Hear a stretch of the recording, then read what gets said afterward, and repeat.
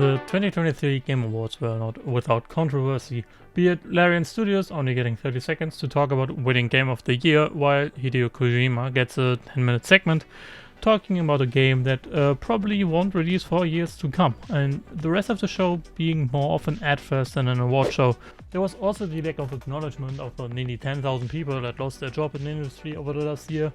Cyberpunk winning best ongoing game is why I think it's somewhat justified. You can also make the argument if it should be rewarded with releasing a game totally unfinished and then just patching it 3 years down the line.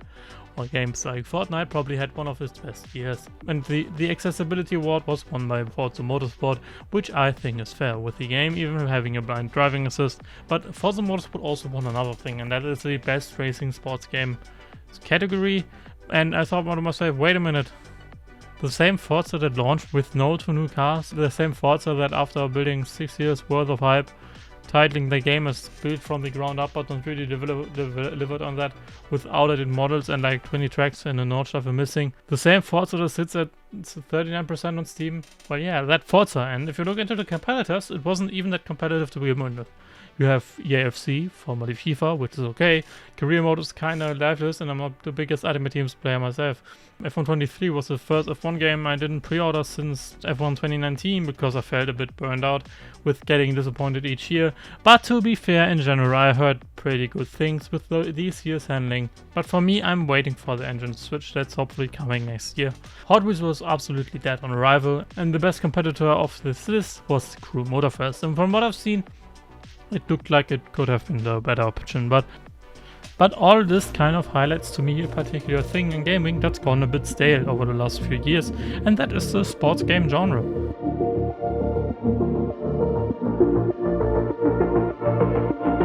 I've been playing FIFA games since FIFA 06 on the Game Boy Advance, and since then I became, I would say, fairly decent at the game, but I was never the kind of guy to play Ultimate Team on end. But I love pouring hundreds of hours into career mode, both manager and player career. But if you played FIFA over the last decades or so, you know that career mode was also playing second fiddle to Ultimate Team in terms of new features, and as I grew older I got better at career mode, and it kind of got boring. Now I still do occasionally play player career mode, and it's nice that EA did finally notice this game mode's existence after a decade or so. So I also bought EAFC 24, and it was rough. Now EAFC 24 introduced a new feature where you as a player have an agent, you can give him a wage demand for the next season, and in return you get a list of tasks you have to do out the season. Now I was in a season with Köln, and I myself scored about 30 goals and about 12 assists, and I wanted 36,000 euros per week, but they didn't want to give me that because I only scored 3 out of 5 goals outside of the box, so they let me go. And I think you need, and I think you don't need to know football, that this is ridiculous. And this made me think of another game that I played in the past with a banger player career. Now I played NBA 2K18 because it was played by German YouTubers. Now the problem with it is that opposite to FIFA and football in general, I have no idea about basketball, so I have no real idea of my position to play particularly since now, but I've still had fun. And this brings me to this year, where on the PlayStation Store NBA 2K24 was on sale, so I bought that.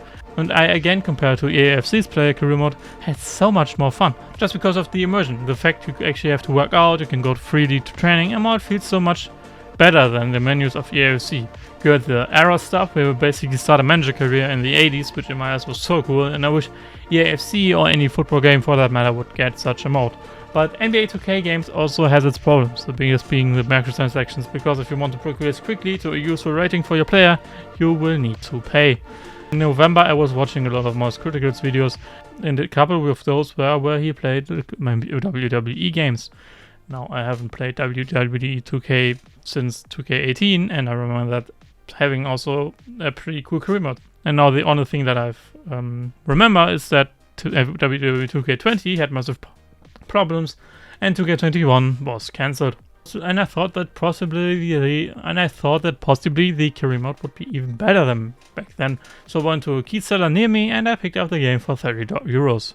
So I started off the game and I looked, but there was no career mode. I played my Rise and that was fun, but it was more of an okay story mode than a career mode. So the real mode that came close to a career mode was universe mode, and I played that, but the problem is it's just matches on end and without real meaning to the matches, because there are no promos, which in real life, as you might know, is needed to make storylines and rivalries give any meaning. Looking at all this kind of made me realize that Forza Motorsport won not because it was so good, but because of years, but because for years now the competition was really bad. Sports games are potentially the genre where the most casuals are playing. Casuals possibly have the lowest barrier to buy any virtual currency, so it makes sense to build these games around microtransactions and anything else for the company. But there's one game that in my eyes is completely contrary to that, and that is Football Manager. Now, Football Manager is a very niche game for a beginner. It can look like a spiced up version of Excel, and the graphics are not the best, but in its core it is a hyper detailed game that is clearly made by people that love the sport, in comparison to EAFC, which feels sometimes like the devs don't even watch the sports to begin with. Because, for example, if you play EAFC career mode and over the 15 seasons this game lasts, usually the same teams get relegated and the same teams always get promoted, but not in Football Manager. You can in this game literally see how purely the AI can take a team to glory. Take St. Pauli in my journeyman save, for example, which risen from being a good second Bundesliga team to a very good Bundesliga side that fights for Europe each season. But Football Manager is way too far away from the mainstream to be nominated for the Game Awards, but maybe the big graphics changes next year could change that. Well, this is it, guys. I hope you had fun. Write in the comments what do you think. Do you also think that sports games are super stale in the last few years or so? Like, subscribe, of course. Share if you like the video that much. And I'll see you next time.